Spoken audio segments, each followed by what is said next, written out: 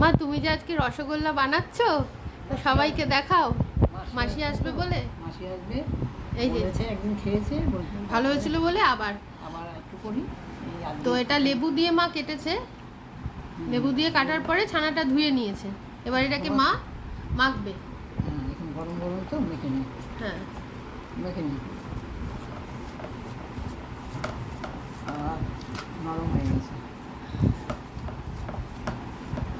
এইভাবে ঠেসে মেখে নিতে হবে বন্ধুরা।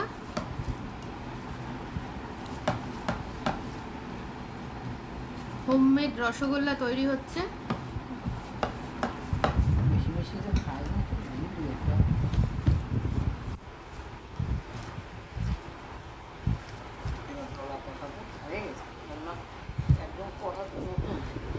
এটা মাখা হয়ে গেছে অলরেডি।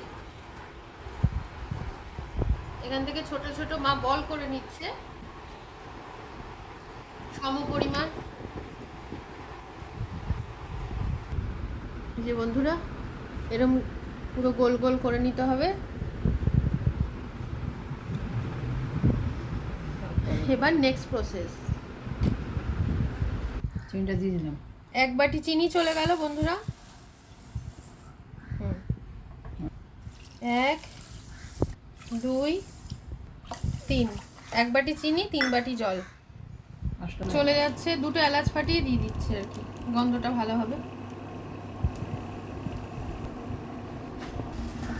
একটা একটা করে ছানার বল চলে যাচ্ছে জলে।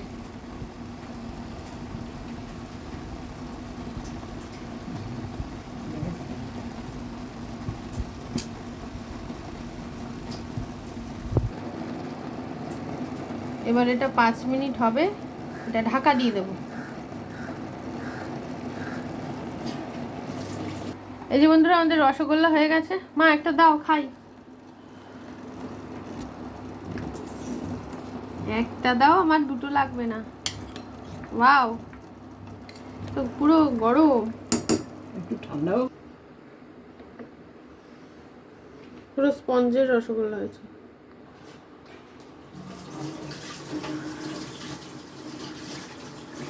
আহা, দারুণ আছে। তো বন্ধুরা আপনি এরকম করে বানিয়ে খাবেন। তো আজকের মতো টাটা। টাটা করে দাও মা, খাও। টাটা, পরে খাবো।